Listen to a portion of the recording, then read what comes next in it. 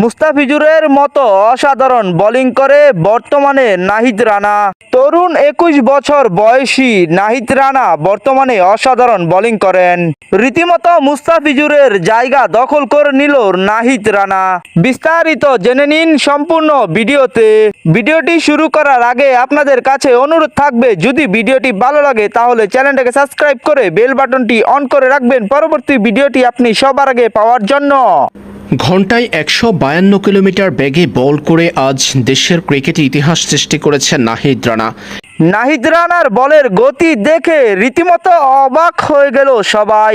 নাহিদ রানাকে পাকিস্তানের 2টি test match খেলার জন্যই দলে নেওয়া হয়েছিল, কিন্তু নাহিদ রানার দুর্দান্ত বোলিং এর কারণে ইন্ডিয়া টেস্ট ম্যাচেও নাহিদ রানাকে নেওয়া হয়েছে।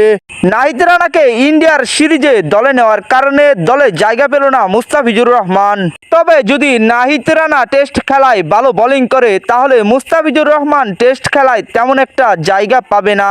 ইন্ডিয়ার মতো একটি শক্তিশালী দলের সাথে খেলা, এদিকে আবার টেস্ট খেলার সিরিজে স্কোয়াডে থাকছে না মুস্তাফিজুর রহমান। তবে কি টেস্ট খেলায় মুস্তাফিজুরের অভাবটা পূরণ করতে পারবে নাহিদ রানা? তবে নাহিদ রানার জন্য শুভকামনা রইল।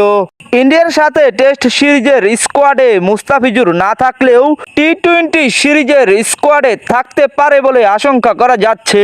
তবে এখনো পর্যন্ত নিশ্চিতভাবে বলা যাচ্ছে না, কারণ এখনো পর্যন্ত টি-20 সিরিজের স্কোয়াড ঘোষণা করা হয়নি। টি-20 খেলার জন্য একজন সেরা বোলিং হলেন মুস্তাফিজুর রহমান।